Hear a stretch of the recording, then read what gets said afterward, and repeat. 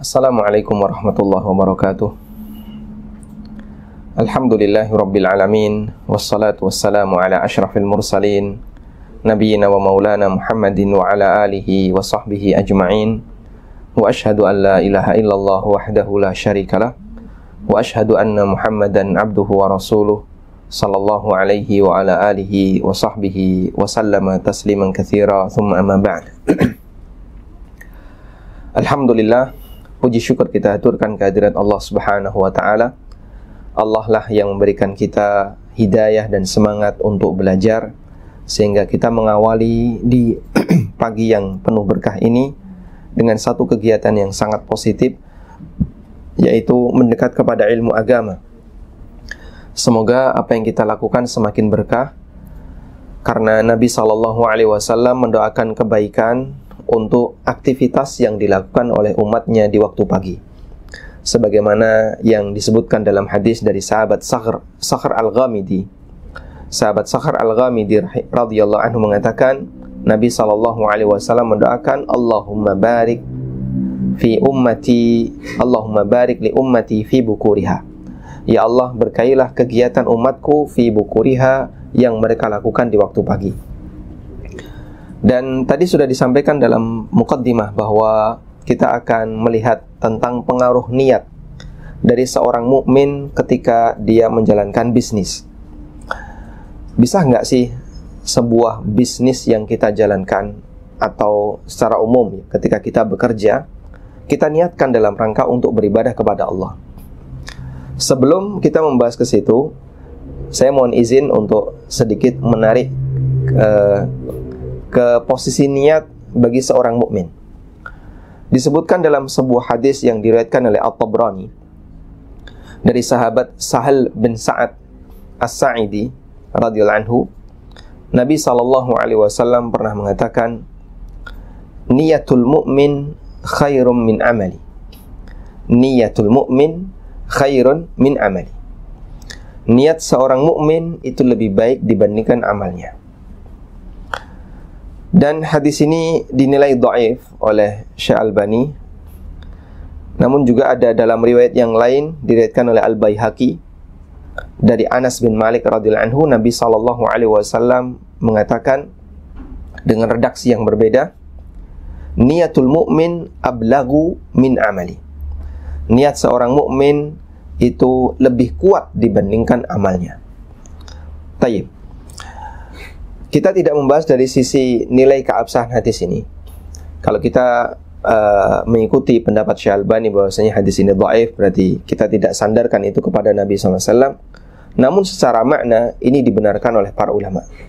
Secara makna kalimat ini dibenarkan oleh para ulama, karena Nabi SAW pernah menyebutkan dalam hadis yang sahih bahwa ketika seorang hamba itu berniat kebaikan, falam ya'malha, dan dia tidak berhasil untuk melakukannya karena banyak hal, maka kutibat lahu hasanatun, Allah Subhanahu wa Ta'ala tetap mencatat untuknya satu pahala. Sehingga ketika seorang mukmin dia punya niat yang baik untuk melakukan amal soleh, tapi kemudian dia tidak berhasil melakukannya, Allah Subhanahu wa Ta'ala tetap memberikan catatan amal satu pahala baginya. Dan ini salah satu di antara bukti bahwa niat yang baik, itu atau niat bagi seorang mukmin itu telah dinilai pahala oleh Allah Subhanahu wa Ta'ala. Lalu Al-Baihaqi rahimahullah mengatakan dalam Syu'abul Iman, ngasih penjelasan tentang hadis ini. Kenapa niat seorang mukmin itu memiliki kekuatan yang lebih dibandingkan amalnya? Kata beliau, niyatul mu'min khairum min amali. Niat seorang mukmin itu lebih baik dibandingkan amalnya. Li'anna niyata la yadkhuluhal fasad. Karena niat itu tidak kecampuran dengan sesuatu yang jahat. Kalau sudah bicara niat, maka dia tidak kecampur dengan sesuatu yang jelek. Wal amalu yadkhuluhal fasad. Berbeda dengan amal perbuatan. Terkadang kecampur dengan sesuatu yang buruk. Artinya begini, kalau orang itu punya niat baik, punya keinginan baik, maka niat itu sifatnya murni. Kecuali kalau dia kecampuran dengan sesuatu yang jahat, itu kan karena dia punya niat yang buruk. Ketika seorang mukmin punya niat yang baik, niatku baik. Apa? Saya pingin A, pingin B, yang itu merupakan amal soleh. Kemudian dia melaksanakan niat itu. Nah, dalam proses pelaksanaan ada kemungkinan besar atau bahkan bisa dipastikan, karena kita punya banyak keterbatasan, bisa dipastikan akan ada kekurangan. Baik dari sisi prakteknya, kalau bicara ibadah mungkin kurang dari sisi rukunnya, kurang dari sisi syaratnya, kurang dari sisi bagian yang wajib di ibadah itu, termasuk juga bisa jadi kita kurang ya dalam tumakninah dan kekhusyuannya dan seterusnya. Pasti dalam yang namanya sebuah amal kita ada sisi kurangnya. Baik. Berbeda dengan niat. Anda beribadah, niatnya sholat ya. Maka saat Anda niat sholat, maka niat itu murni untuk sholat, murni untuk ibadah. Dalam prakteknya bisa jadi ada kekurangan. Baik. Itulah makna kenapa niat seorang mukmin lebih baik dibandingkan amalnya. Dan pembahasan ini sebenarnya lebih mengerucut kepada masalah fikih ibadah. Terus apakah ini bisa dibawa ke ranah masalah muamalah atau aktivitas bisnis seorang hamba? Baik, seperti yang kita tahu bahwasanya aktivitas bisnis ya dan masalah muamalah, Anda bekerja, Anda berbisnis, dan aneka aktivitas bisnis yang lainnya, pada asalnya adalah perkara yang mubah. Dan hukum asal sesuatu yang mubah itu tidak ada kaitannya dengan ibadah. Karena itu kita bisa lihat ini dari keterangan Syekhul Islam Ibnu Taimiyah ketika beliau menjelaskan definisi ibadah.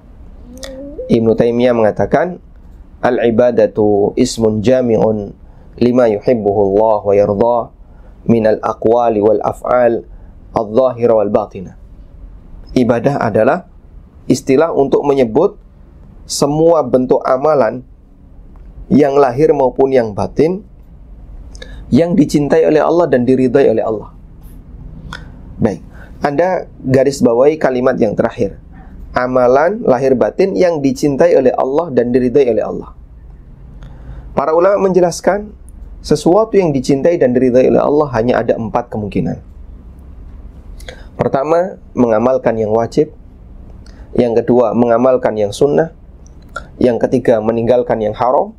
Yang keempat, meninggalkan yang makruh. Tidak ada yang kelima. Yang kelima apa, Pak? Mengamalkan yang mubah atau meninggalkan yang mubah. Nah, untuk masalah mubah, mau dilakukan, mau tidak dilakukan, mukhayyar. Orang punya pilihan, silahkan. Artinya tidak ada nilai pahala maupun tidak ada nilai dosa. Sehingga dalam perkara yang mubah tidak masuk dalam kategori ibadah sebagaimana definisi yang diberikan oleh Syekhul Islam Ibnu Taimiyah. Karena itu pada asalnya Anda bekerja dengan aktivitas kerjaan apapun, baik Anda sebagai karyawan atau Anda berbisnis ya, melakukan praktek jual beli dan yang lainnya, kembali kepada prinsip muamalah secara umum, yang itu adalah masalah yang mubah. Sehingga dalam masalah muamalah sebenarnya peluangnya cuma 2. Yang pertama dihisab, yang kedua diazab. Dihisab antara dihisab dengan diazab. Karena kan karakter dunia hanya ada 2, yang halal dihisab, yang haram diazab. Ya. Hukum asal muamalah adalah sesuatu yang mubah, di mana yang halal akan dihisab dan yang haram akan diazab. Hanya ada 2 peluang ini. Baik. Nah, yang jadi pertanyaan, bisa nggak kemudian perkara yang mubah ini kita jadikan ke ranah ibadah agar punya nilai yang lebih dengan kekuatan niat mukmin tadi? Kita ulang ya. Bisakah sesuatu yang awalnya mubah ini kita bawa ke ranah ibadah dengan kekuatan niat yang dimiliki oleh seorang mukmin, sehingga dia punya nilai yang lebih dibandingkan sebatas nilai yang mubah? Baik, jawabannya bisa. Terus caranya gimana, Pak? Kok bisa satu amalan yang hukum asalnya mubah tapi kita bisa bawa ke ranah ibadah. Ada satu pernyataan yang disampaikan oleh sahabat Mu'adz ibnu Jabal radhiyallahu anhu, yang ini dijadikan dalil oleh para ulama bahwa sesuatu yang mubah itu bisa bernilai ibadah dengan satu kondisi. Apa itu? Mu'adz mengatakan radhiyallahu anhu, beliau menyampaikan tentang semangat beliau dalam beribadah kepada Allah, yaitu tahajud. Beliau mengatakan, kuntu ahtasibu 'alallahi fi naumati kama ahtasibu 'alaihi fi qaumati. Aku mengharapkan pahala dari Allah dengan tidur yang aku kerjakan. Kama ahtasibu 'alaihi fi qaumati, sebagaimana aku mengharapkan pahala dari Allah dengan tahajud yang aku kerjakan. Artinya begini, Mu'adz ibnu Jabal radhiyallahu anhu ketika tidur, beliau niatkan tidur ini agar bisa menjadi sarana pendukung, atau dalam rangka untuk mengumpulkan tenaga sehingga nanti beliau bisa bertahajud. Kalau beliau nggak tidur, nggak kuat untuk tahajud, maka beliau mengharapkan pahala dari Allah dengan tidur yang beliau kerjakan, sebagaimana beliau mengharapkan pahala dari Allah dengan tahajud yang beliau kerjakan. Artinya sesuatu yang mubah bisa bernilai ibadah ketika praktek yang mubah itu dijadikan sebagai sarana pendukung ibadah. Baik, simpulkan bagian ini ya, garis bawahi bagian ini, semoga nanti masuk di kuis ya. Baik, bahwa sesuatu yang mubah bisa bernilai ibadah bukan sebatas dari mengerjakan yang mubah itu. Mutlak mengerjakan yang mubah, la lahu wa la alai, nggak ada nilai pahala maupun dosa. Tidak ada nilai pahala maupun dosa. Tapi ketika seorang hamba dia melakukan praktek yang mubah, kemudian pada saat dia melakukan praktek yang mubah itu diiringi untuk beribadah kepada Allah Subhanahu wa taala. Diiringi dengan niat untuk mendukung ibadah kepada Allah Ta'ala, insya Allah itu bisa bernilai ibadah. Baik, selanjutnya muncul satu pertanyaan, lalu apa celah niat ya, menjadikan niat muamalah sebagai ibadah? Sebenarnya ada banyak hal yang bisa kita lakukan ya, sebagaimana yang pernah dilakukan oleh orang-orang soleh, para pendahulu kita. Seperti yang pernah terjadi pada sahabat Sa'ad bin Ubadah radhiyallahu anhu. Beliau adalah Sayyidul Khazraj, pemuka suku Khazraj yang ada di Madinah. Dan kita tahu penduduk Madinah secara umum mereka terbagi menjadi dua suku besar. Yang pertama adalah suku Aus, dan yang kedua suku Khazraj. Sayyidul Khazraj adalah Sa'ad bin Ubadah. Sa'ad bin Ubadah radhiyallahu anhu, sahabat Ansar yang beliau punya kelebihan harta, dan beliau pernah berdoa kepada Allah Subhanahu wa taala agar selalu bertahan sebagai orang yang kaya, selalu bertahan sebagai orang yang memiliki banyak penghasilan ya. Dalam salah satu riwayat, beliau pernah berdoa kepada Allah Subhanahu wa taala, Allahumma la yasluhunil qalil, ya Allah, saya nggak layak untuk jadi miskin. Masya Allah ya. Mungkin para pemirsa atau sahabat TR Iza ya, pernah nggak kita berdoa seperti ini? Ya Allah, Allahumma la yasluhunil qalil, ya Allah, saya itu nggak layak untuk punya pendapatan sedikit, itu nggak layak. Saya nggak mau punya pendapatan sedikit, ya Allah. Jadi beliau berharap kepada Allah Subhanahu wa ta'ala, mohon kepada Allah agar beliau dikasih pendapatan yang banyak. Kenapa demikian? Karena beliau itu punya tekad untuk melayani kaum muslimin muhajirin yang mereka meninggalkan kampung halamannya, baik yang datang dari Mekah maupun yang datang dari kampung-kampung yang lain.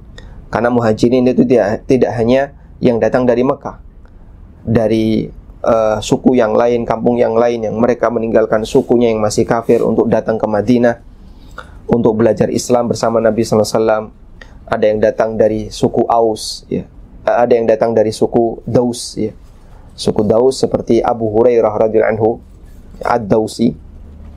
Ada yang berasal dari Yaman seperti Bani Asy'ariyun, ada Abu Musa al-Asy'ari, ada Abu Malik al-Asy'ari dan yang lainnya. Mereka berdatangan ke kota Madinah. Mereka berdatangan ke kota Madinah dan mereka mulai dari nol. Karena mereka tinggalkan hartanya, ya, mereka tinggalkan apapun yang mereka punya. Nah, para sahabat Ansar dengan semangat mereka untuk membantu kaum muhajirin agar bisa hidup sepenanggungan, Masya Allah, mereka berlomba-lomba ngasih apa yang bisa mereka kasih, ya. Walladzina tabawwa'ud dara wal iman, dan orang-orang yang mereka sudah menempati negeri Madinah dan mereka sudah beriman. Yuhibbuna man hajar ilaihim, mereka sangat mencintai kaum muslimin yang hijrah ke negeri mereka, sehingga gak ada perasaan iri. Ini kok orang luar tiba-tiba mau menguasai daerah kami, ini orang luar kok tiba-tiba ingin menempati kampung halaman kami. Gak ada situasi seperti itu, jemaah. Yuhibbuna man hajar ilaihim, orang Ansar itu mencintai orang muhajir. Beda dengan kondisi masyarakat kita, kan. Kadang kita kan membedakan antara masyarakat kampung asli, ya, dengan para pendatang, sehingga sampai pada kondisi perlakuannya itu dibedakan. Untuk orang asli misalnya dikasih fasilitas seperti ini, pendatang dikasih fasilitas seperti ini, padahal dua-duanya sama-sama muslim. Dan itu nggak dikenal, suasana seperti itu tidak dikenal di masa sahabat. Artinya mereka itu sangat mencintai kaum muhajirin, sahabat muhajirin. Wala yajiduna fi sudurihim hajatan mimma utu wa yu'thiruna ala anfusihim walau kana bihim khasasa. Dan mereka itu ketika memberikan sesuatu menunjukkan mereka itu tidak butuh. Coba gini, ya, kalau Anda ngasih sesuatu ke kawan, ya, tapi Anda masih punya perasaan berat untuk melepas ini, sehingga ketika ngasih dilihatin aja. Ketika Anda ngasih, Anda ngeliatin aja kok. Dan kawan Anda merasa, kok kayaknya dia merasa berat mau ngasih ini. Saya yakin, ya, mungkin kawan Anda tidak akan berani untuk menerima. Karena dia tahu, saat Anda ngasih, ini HP punya saya, silahkan dipakai aja, enggak apa-apa. Enggak apa-apa, dipakai aja, ya. Tapi dia ngeliatin terus. Kayaknya kok merasa sayang ngasih HP ini. Saya yakin Anda ketika menerima itu akan merasa berat. Anda ketika menerima itu akan merasa berat. Baik. Tapi seorang sahabat Ansar, pada saat mereka memberikan bantuan kepada muhajirin, wala yajiduna fi sudurihim hajatan mimma utu, mereka merasa nggak butuh dengan barang ini karena sudah saya kasih. Sudah, silahkan, ini milik Anda semuanya. Sehingga saat mereka ngasih itu semangatnya adalah memberikan kebaikan kepada yang diberi. Tidak ada perasaan sayang, tidak ada perasaan kok ini padahal saya masih butuh banget. Tidak ada seperti itu. Masya Allah, ya. Wa yu'thiruna ala anfusihim walau kana bihim khasasa. Bahkan mereka lebih mendahulukan orang lain dibandingkan kebutuhan pribadinya. Walau kana bihim khasasa, meskipun diri mereka juga punya kebutuhan terhadap itu. Baik. Wah, ini jadinya kita terlalu jauh, ya. Kembali ke sini tadi. Jadi sahabat Ubadah bin Samit, Sa'ad bin Ubadah, sahabat Sa'ad bin Ubadah radhiyallahu anhu, kenapa beliau punya semangat seperti itu? Karena beliau ingin melayani orang-orang saleh di kalangan muhajirin, di kalangan Ansar. Sehingga saya ingin kaya agar nanti bisa membantu dakwah. Saya ingin kaya agar bisa membantu kaum muslimin yang membutuhkan. Itu satu niat yang mulia. Dan itu bisa bernilai ibadah untuk aktivitas bisnis yang kita lakukan. Bisa menjadikan aktivitas bisnis yang kita kerjakan menjadi bernilai ibadah. Kemudian hal yang lain, kejadian yang lain seperti yang dialami oleh seorang ulama tabi'in, Abdullah bin Mubarak rahimahullah, yang Masya Allah Sampai kekayaan beliau itu digambarkan sangat banyak ya, sehingga banyak orang yang merasa heran dengan Abdullah bin Mubarak. Amirul Mukminin fil hadis, pemimpin kaum mukminin dalam masalah hadis, namun di saat yang sama beliau punya banyak kekayaan. Kemudian, dan Abdullah bin Mubarak ini punya sebuah buku. Beliau menulis sebuah buku yang judulnya Az-Zuhud, buku tentang zuhud. Fudail bin Iyad merasa heran dengan kondisi Abdullah bin Mubarak. Ini Abdullah, beliau menulis kitab zuhud, tapi di saat yang sama ini Abdullah kaya raya, banyak beraktivitas dagang. Sampai Fudail bin Iyad tanya kepada Abdullah bin Mubarak, seperti ada yang pertentangan antara praktek yang kamu lakukan dengan buku yang kau tulis. Kau mengajarkan manusia untuk hidup zuhud, tapi kau sendiri sibuk berdagang. Ya, meskipun kesibukan berdagang sekelas Abdullah bin Mubarak tidak seperti kita kan. Ya, kalau kita sibuk berdagang sampai melupakan ngaji, kita sibuk berdagang sampai melupakan apa? Ya, bahkan sampai ibadah yang wajib kita lupakan. Waliyadzubillah, jangan sampai kaum muslimin mengalami seperti itu. Abdullah bin Mubarak berdagang. Ya. Beliau sisihkan waktu untuk berdagang dan beliau bisa menghasilkan sesuatu yang banyak. Saat ditanya oleh Fudail bin Iyad, kau menulis kitab zuhud, sementara di saat yang sama kau sendiri melakukan aktivitas berdagang. Apa jawab Abdullah bin Mubarak? Ya, saya ingin dari pekerjaan yang saya lakukan ini, saya ingin bisa membantu para ahli hadis, para ulama-ulama yang menekuni hadis, sehingga mereka bisa lebih fokus untuk belajar hadis dan tidak perlu memikirkan sumber pencahariannya, karena saya ingin memenuhi kebutuhan mereka. Masya Allah, Masya Allah. Jadi beliau kaya bukan untuk kepentingan pribadi, tapi beliau kaya dengan harapan agar teman-teman yang mereka serius belajar hadis sudah fokus saja di situ, sampaikan agama ini kepada masyarakat, dan untuk urusan sumber pendapatan biar saya yang memenuhi kebutuhan kalian. Masya Allah. Baik. Jadi yang kayak gini nih ya, yang kita harapkan, dia berbisnis dengan niat saya ingin mendukung dakwah. Apa yang bisa saya lakukan, Ustaz? Kalau saya menyampaikan ilmu, saya tidak bisa. Kalau saya ngajarin Quran, saya saja ketika baca Quran masih terbata-bata.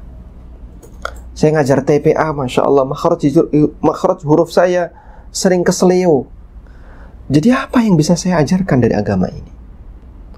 Tapi semoga harta yang sedikit ini ya bisa saya gunakan untuk bantu para guru TPA. Bisa saya sisihkan untuk membantu para guru ngaji, yang dengan jasa mereka anak-anak jadi kenal agama.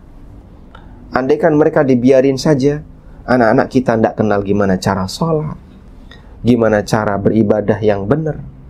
Tapi karena jasa mereka, orang tua mereka bisa sibuk bekerja, sementara anaknya diajari para guru ngaji.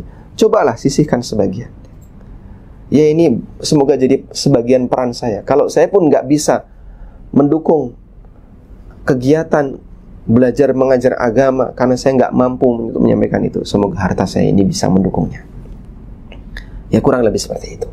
Baik, Pak, tapi kalau bagi pemula Pak ya, startup, barangkali kalau mau beramal kok rasanya masih berat. Lah kenapa? Sehari Pak baru dapat 100.000 ya. Itu pun kalau dipakai transport sudah tinggal 50.000. 50.000 nanti bawa ke keluarga, Masya Allah. Istri lihat 50.000 kok warnanya nggak bisa berubah kah? Kok biru terus tiap hari yang datang? Ya mungkin perasaannya demikian, tapi dia nggak berani ngomong di depan. Tayyib. Kita menghargai posisi Anda yang mungkin baru pemula dalam bisnis, yang mungkin masih berat untuk mengeluarkan sebagian dana yang Anda punya dalam rangka mendukung kegiatan dakwah. Ada nggak niat yang lain yang kira-kira bisa kita jadikan sebagai acuan agar mendorong kita, agar menjadikan praktek bisnis kita beralih dari ranah yang sifatnya mubah saja ke ranah yang lebih tinggi nilainya, yaitu ibadah. Baik, ada satu hadis. Alhamdulillah, hadis ini bisa Anda jadikan sebagai acuan. Hadisnya diriwayatkan oleh Ibnu Majah dan yang lainnya. Hadisnya hasan. Para sahabat pernah bersama Nabi SAW. Kemudian mereka melihat ada orang yang Masya Allah rajin ibadah. Ini dikerjakan, ini dikerjakan, ini dikerjakan. Sampai akhirnya sahabat itu berkomentar, "Ya Rasulullah, lau ja'alahu fi sabilillah." Ya Rasulullah, andaikan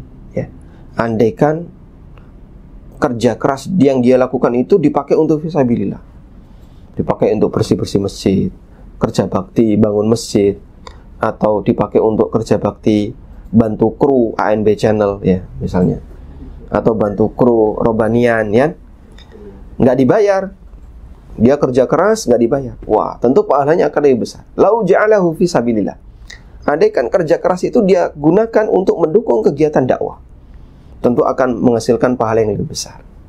Itu komentar sahabat ketika melihat ada orang yang kerja keras. Lalu Nabi SAW mengatakan, "Lau kana kharaja yas'a liwaladihi sigaran, kana fi sabilillah." Jangan kayak gitu. Kalau orang ini kerja dalam rangka untuk mencukupi kebutuhan anak-anaknya yang masih kecil, kana fi sabilillah, itu fi sabilillah.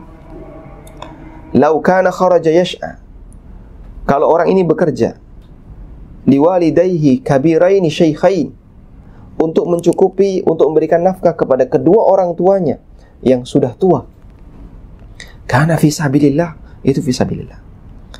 Jadi Anda ketika bekerja, Anda punya orang tua yang sudah pensiun misalnya, atau tidak berpenghasilan, kemudian Anda berharap, saya ingin ngasih sesuatu kepada mereka, biar bapak ibu istirahat saja, nggak bingung mikir sumber pendapatan. Sudahlah, sudah saatnya untuk pensiun, ya memang pensiun, betul-betul pensiun, udah nggak mikir pendapatan, biar saya yang mencukupi.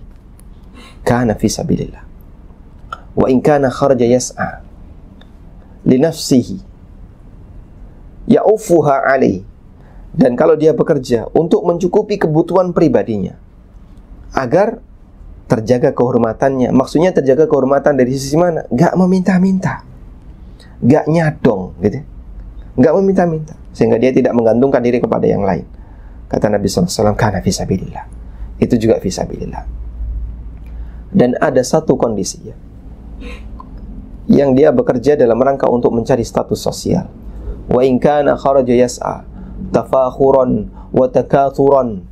Tapi kalau ada orang yang bekerja dalam rangka untuk berbangga-bangga, dalam rangka untuk mencari status sosial, kana fi sabili syaitan, yang kayak gini nih ada di jalan setan. Ada ya model mengawali bisnis, saya ingin jadi tajir. Terus gimana? Wah, Masya Allah, mobil baru, tas branded, sepatu branded, apalagi yang branded ya, sampai kacamata branded ya. Bila perlu semuanya serba branded untuk pamer kekayaan. Saya jadi muslim yang kaya. Oh, menampakkan kehebatannya, terpandang di permukaan. Lalu dia kerja, dia bisnis. Kadang kan ada orang yang kayak gitu ya, pendapatan saya hari ini dipamerin, sekian dolar, dipamerin itu. Karena fisabili syaitan, bisa jadi itu di jalan setan jemaah. Bukan kayak gini, kerja bukan untuk pamer ya. Kadang kan ada orang yang pamer di Facebook, pencapaian hari ini ya, target hari ini tercapai, bahkan lebih, dapat sekian. Gak usah dipamerin kayak gitu. Tuh, katanya kalau dapat nikmat suruh ceritain. Betul, tapi bercerita dengan pamer beda ya. Gak ada orang yang kemudian cerita kok ditampilkan di Facebook atau di status Instagram atau yang lainnya dengan gaya kayak gitu, itu lebih dekat ke pamer, bukan cerita. Jadi insya Allah seperti harapan kawan-kawan misalnya yang Anda lebih memilih untuk tidak jadi karyawan, tapi Anda memilih bisnis dalam rangka untuk bisa apa? Untuk bisa mencukupi kebutuhan pribadi dan keluarga dan seterusnya, atau bahkan punya harapan yang lebih besar dalam rangka untuk mendukung kegiatan dakwah. Insya Allah ini bisa menggeser ya aktivitas bisnis yang awalnya adalah perkara yang mubah beralih kepada ranah ibadah. Wallahu ta'ala alam wa sallallahu ala nabiyyina Muhammadin wa ala alihi wa sahbihi wa sallam. Insyaallah Insyaallah menarik banget Ustaz, bahwa ya Islam dengan modal niat aja kita bisa mendapatkan pahala Ustaz ya, dengan Insyaallah berdasarkan niat yang mulia, dengan membantu kaum muslimin, dan tentunya bisa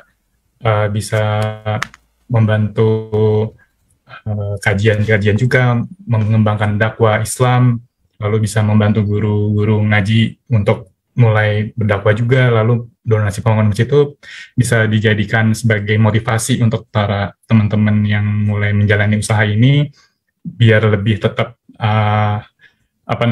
terpacu Ustaz ya, Masya Allah gitu.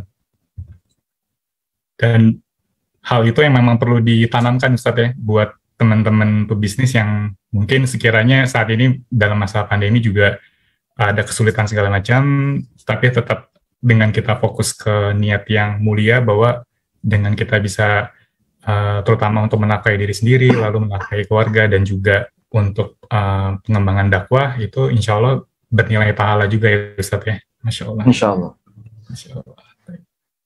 Nah Ustaz, kalau kita masuk ke sini Ustaz, izin ke bagaimana nih dengan teman-teman pengusaha yang mungkin ya sudah menjalani bisnisnya dengan baik, lagi merintis bisnisnya dengan baik, tapi itu tadi Pak Ustaz, timbul kekhawatiran dengan kita sudah mulai belajar ilmu fikih muamalah yang mungkin sedikit demi sedikit, proses per proses, menemukan bahwa ternyata di dalam perjalanan bisnisnya, di dalam proses transaksinya itu ada pelanggaran-pelanggaran gitu Ustaz, yang sekiranya bisa menyeret kita ke hal yang lebih buruk Ustaz.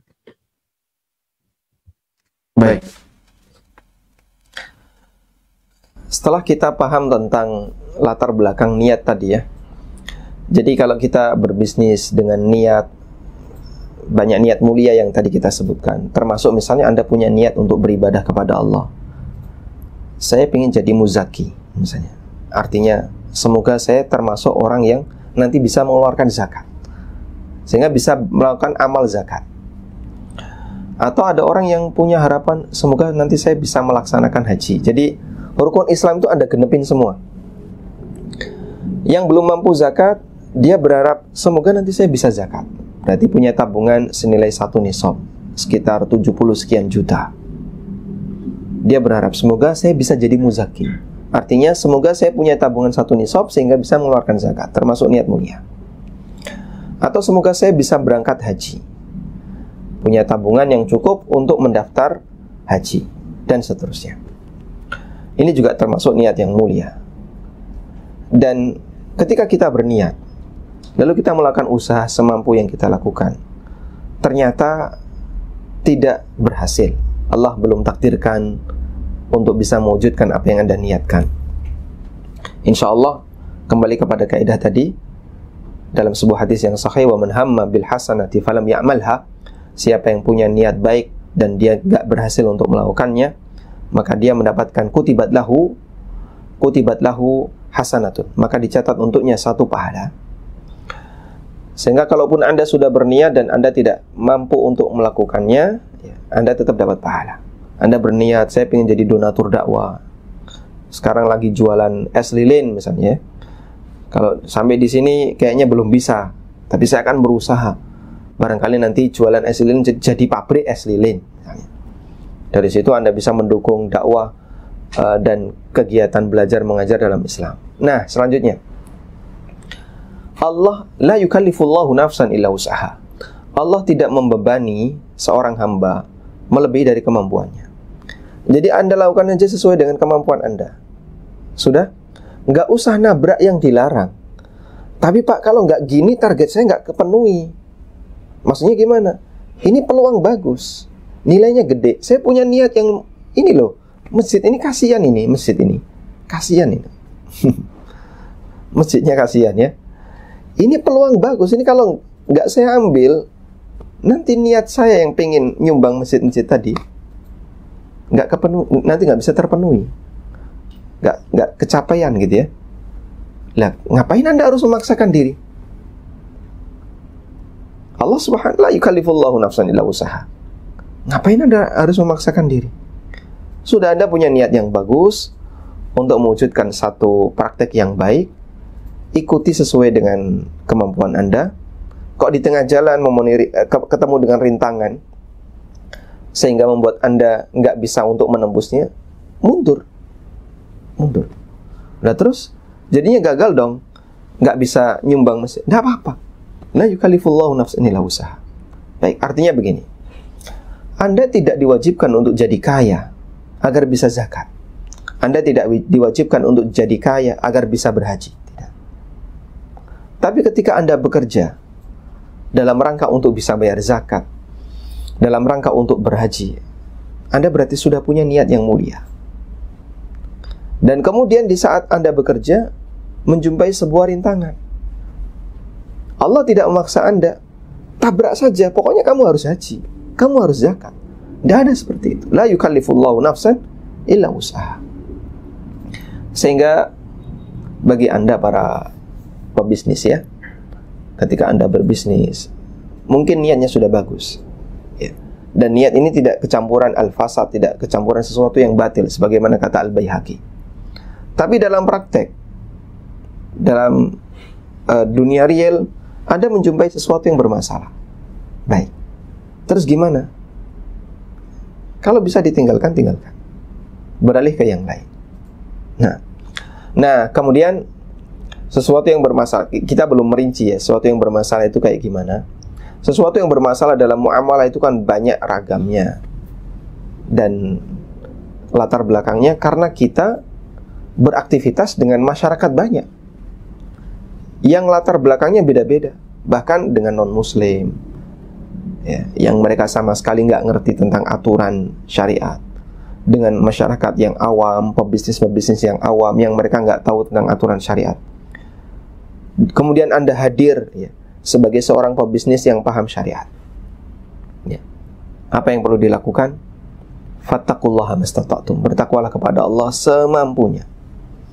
Sehingga mungkin kita akan cari celah-celah ya, mana yang kira-kira ini masih bisa diambil, sekalipun ya kanan kirinya mungkin ada bisikan-bisikan yang nggak baik. Baik, insya Allah yang ini kayaknya masih halal nih, Anda ambil, silakan. Yang ini saya cenderung syubhat, Anda tinggalkan. Jadi prinsipnya sederhana. Ketika Anda melakukan praktek bisnis dan Anda sudah belajar muamalah, kok kayaknya di sini nabrak larangan A, nabrak larangan B. Ketika Anda yakin itu nabrak larangan, tinggalkan. Nah, terus nanti nggak jadi dong, katanya pengen beramal, upayakan untuk bisa mewujudkan. Betul. Tapi upaya Anda berhenti sampai di sini karena ada rintangan. Dan Allah tidak memberikan tugas kepada hamba melebihi dari kemampuannya. Jadi sudah mundur, gitu ya, tidak perlu ditabrak. Ada seorang kawan ya, yang beliau ini vendor.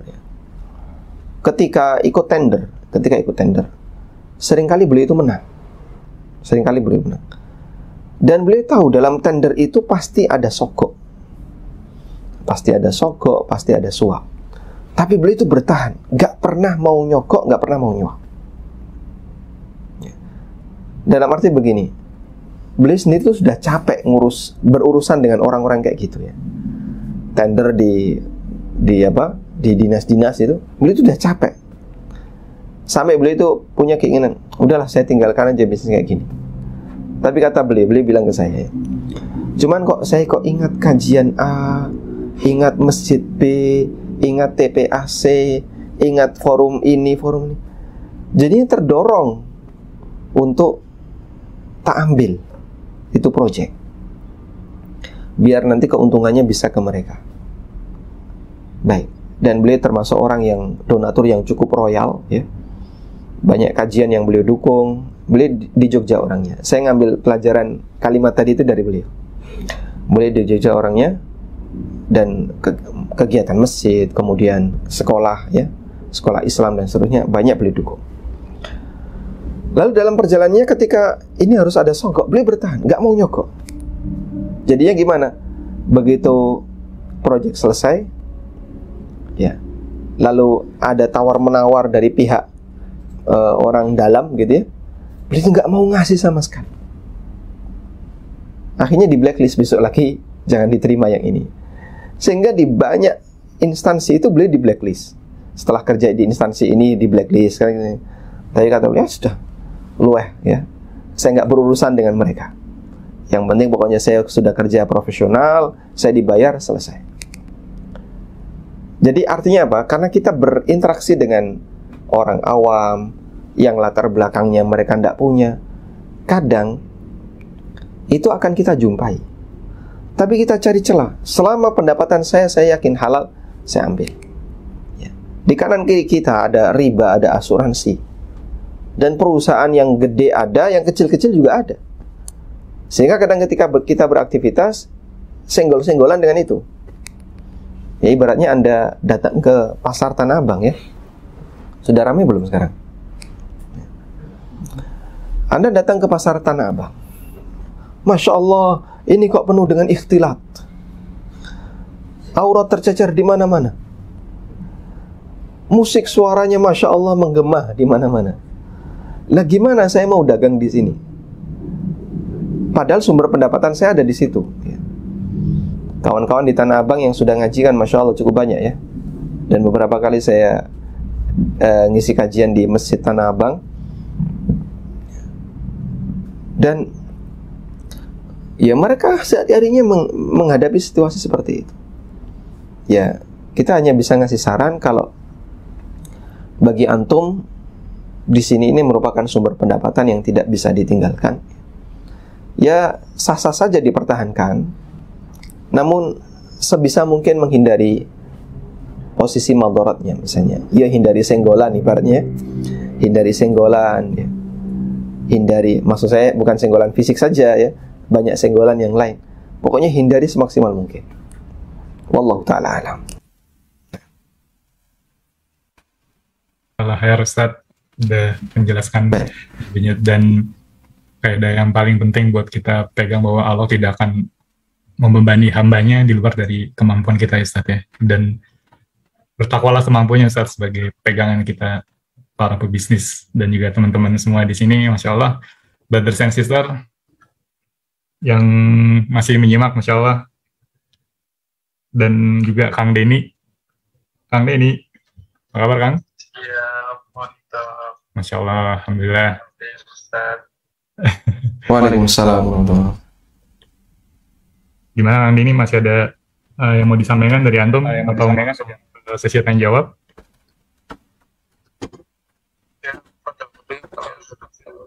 Iya. Kita buka sesi tanya jawab, Ustaz. Mohon izin. Baik, silahkan. Sudah ada satu pertanyaan di global Ustaz, mana yang angkat ya Ustaz? Dan buat silakan Mas Didik. Ya. Bismillah. Bismillah.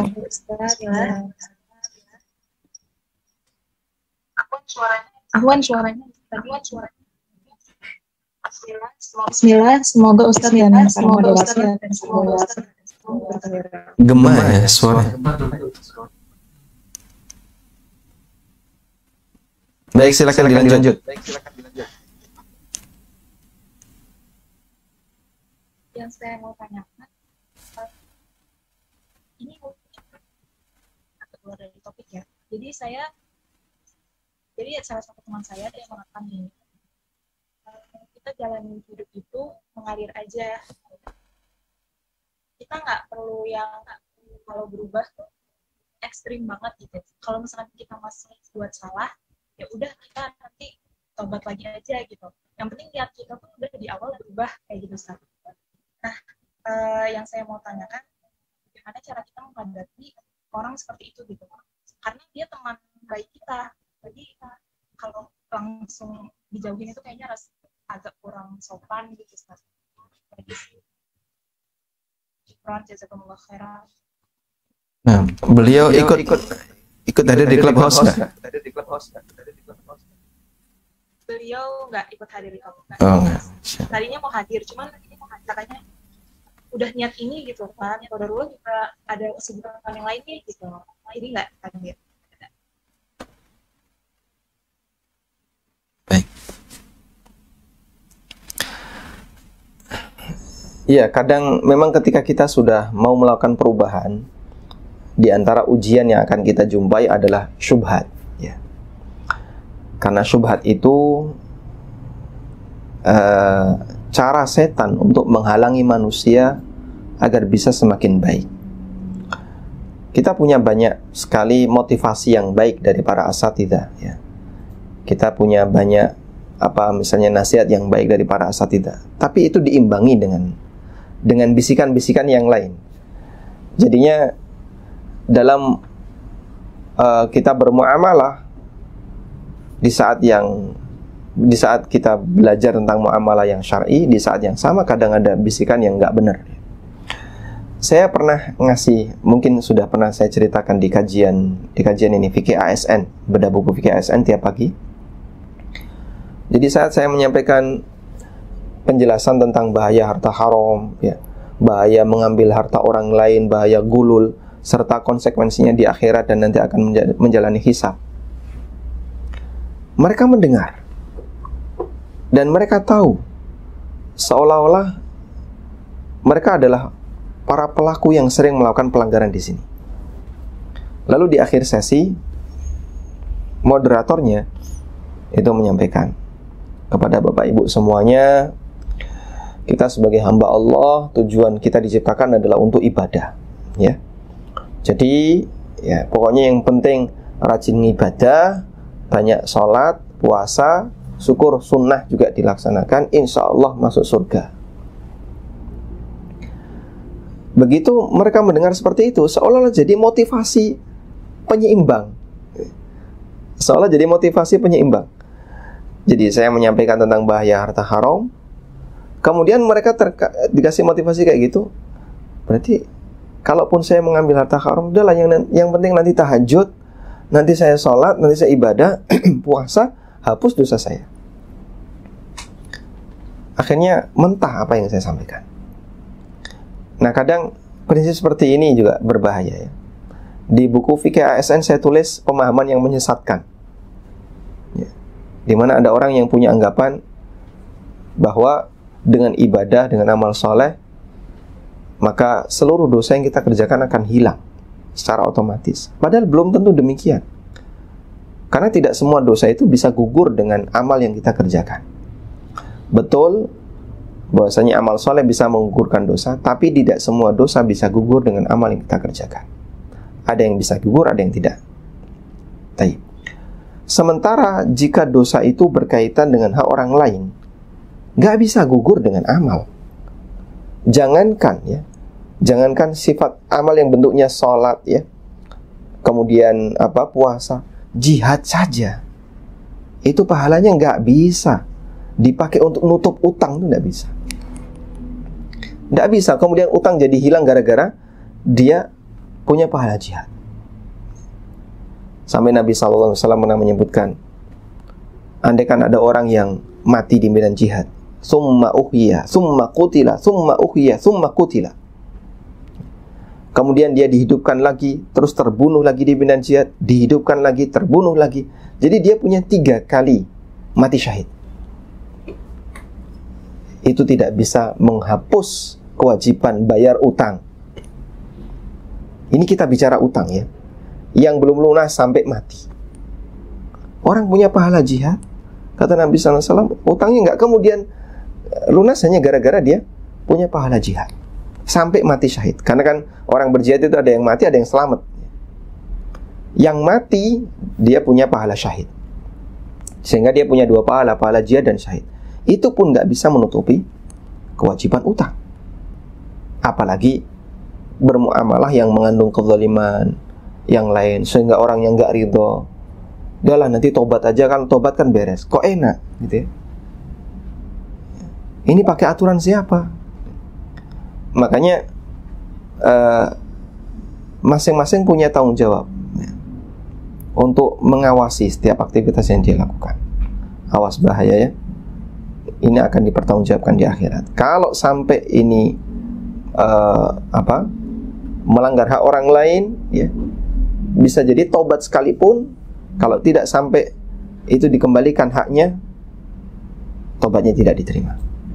Sehingga harus ada proses, jangan sampai kezaliman itu belum kita tunaikan kepada yang berhak, belum kita kembalikan. Nah, karena itu dalam bermuamalah kita berupaya untuk hijrah semaksimal mungkin, ya, sehingga semua yang mengandung unsur kezaliman seperti praktek riba, ya, kemudian praktek kezaliman yang lainnya kita tinggalkan semaksimal mungkin. Jangan sampai ada harta orang lain yang nyangkut ke kita, karena secara umum muamalah yang haram itu sebabnya adalah ada harta orang lain yang masuk ke tempat kita sehingga dia menjadi mal batil, harta yang batil. Wallahu ta'ala alam.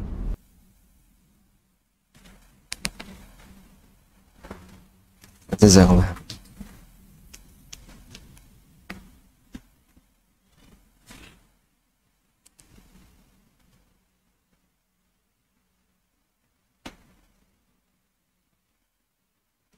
Baik, bisa satu lagi?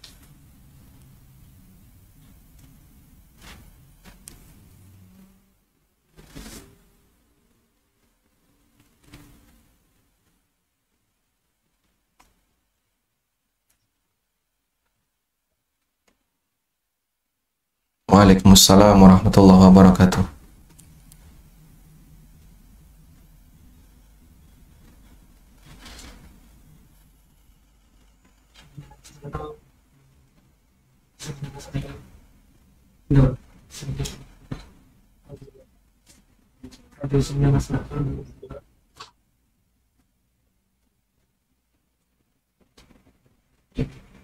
Wajazakumullah khairan. Masya Allah. Pertanyaan yang terakhir isinya 2 ya. Baik, kita bahas yang pertama. Bagaimana ketika seorang istri niat untuk resign? Saya nggak tahu pekerjaan istri Anda apa.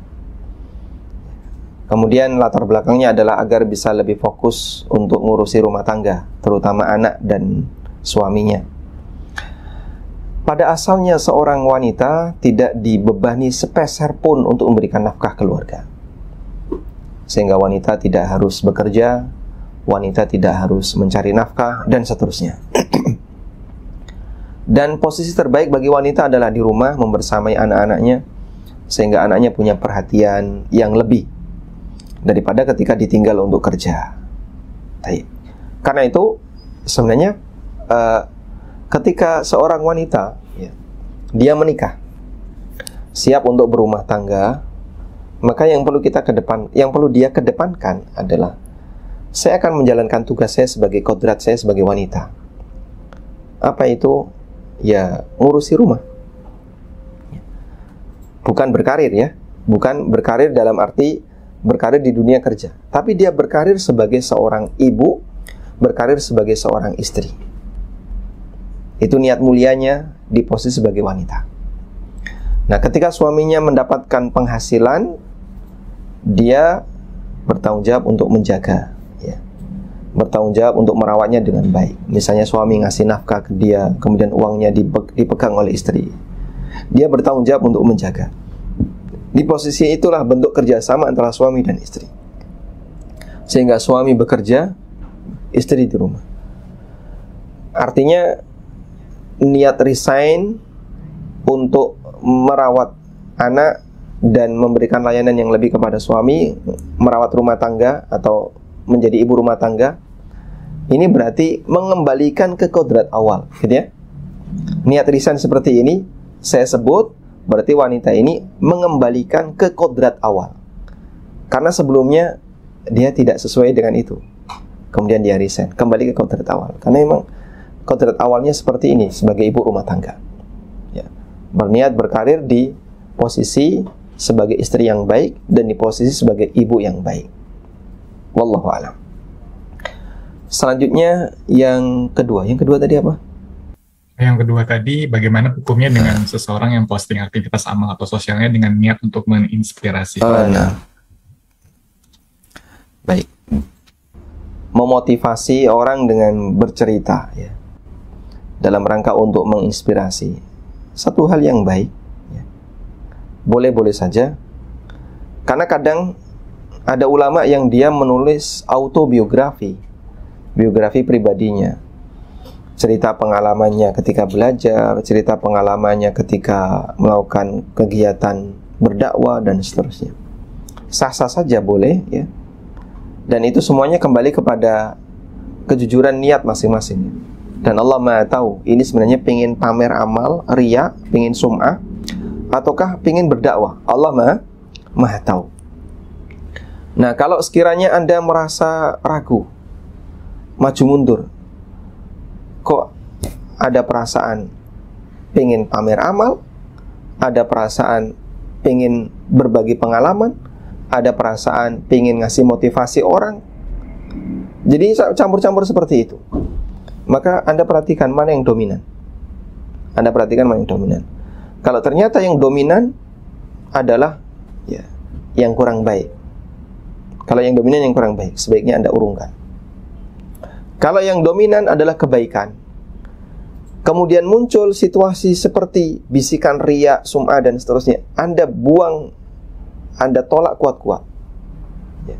Karena yang kedua ini adalah was-was setan, bisikan setan, agar menghalangi Anda untuk beramal soleh. Ada sebagian orang yang bilang begini, saya itu kalau sholat di rumah itu lebih khusyuk, lebih ikhlas, ya, lebih khusyuk, lebih ikhlas, makanya saya mohon maaf nggak ke masjid, jadi saya sholat di rumah. Lo emang kalau ikhlas ngapain lo ceritain? Dia cerita kayak gitu itu kan untuk menunjukkan kalau saya itu beramal di rumah, sholat di rumah dengan maksud lebih ikhlas. Ini kenapa diceritakan? Dan dia pingin orang lain tuh tahu kalau dia itu sholat di rumah dengan niat ikhlas. Dia cerita niat ikhlasnya itu. Niat ikhlas itu yang amal nggak? Amal. Tapi dia ceritakan ikhlasnya. Makanya para ulama, al-ikhlas yahtaju ilal ikhlas. Niat ikhlas itu butuh niat ikhlas. Ini ikhlas, saya ikhlas lillahi ta'ala, betul saya ikhlas. Pak, saya nggak tahu batin Bapak, tapi Bapak kalau ngomong kayak gitu, ikhlas masa diceritakan? Kalau bilang saya rela, itu boleh ya. Artinya nggak ada ganjalan dalam hati. Sudah saya lepas, saya rela. Berarti saling ridho. Tapi ini saya ikhlas ya, saya ikhlas dalam. Kemarin tuh saya tawaf ikhlas banget. Loh, emang kalau tawaf ikhlas banget ngapain diceritain? Saya tadi malam tuh tahajud, Masya Allah, ikhlasnya luar biasa. Tahajud ikhlasnya luar biasa, cerita di muka umum. Nah, kalau emang ikhlasnya luar biasa, ngapain dia ceritain? Kan begitu. Jadi dia cerita atau jadi begini, dia dikasih was-was setan. Kamu sholat di rumah aja, ya, nggak usah ke masjid, nggak usah jamaah, biar lebih ikhlas, biar. Itu sebenarnya was-was setan menghalangi dia untuk ikut berjamaah di masjid. Saya bicara yang laki-laki ya, yang perempuan kan sholat di rumah. Nah, bisa jadi ada orang yang mau berbuat baik, tapi kadang terhalangi dengan was-was seperti ini. Gak usah, nanti kamu riak loh, kamu sum'ah loh, malah jadi dosa nanti. Akhirnya dia ngurungkan ibadah, nggak jadi melakukan ibadah. Keliru yang kayak gitu. Ya, sehingga Anda bisa pertimbangkan ya, mana yang lebih dominan pada saat Anda memposting pengalaman pribadi atau kegiatan ibadah yang lain, mana yang lebih dominan? Sifatnya motivasi ataukah lebih kepada sum'ah dan riya? Kalau yang dominan yang kedua, ya, sebaiknya Anda tinggalkan. Tapi kalau dominan yang pertama, lalu ada bisikan seperti itu, ya, silahkan dilanjutkan. Wallahu ta'ala alam. Demikian yang bisa kita sampaikan. Semoga bermanfaat bagi saya pribadi terutama, ya, dan bisa bermanfaat bagi kaum muslimin secara umum. Wassallallahu ala nabiyyina Muhammadin wa ala alihi wa sahbihi wasallam. Wa akhiru da'wana anil hamdulillahi rabbil alamin. Wassalamualaikum warahmatullahi wabarakatuh.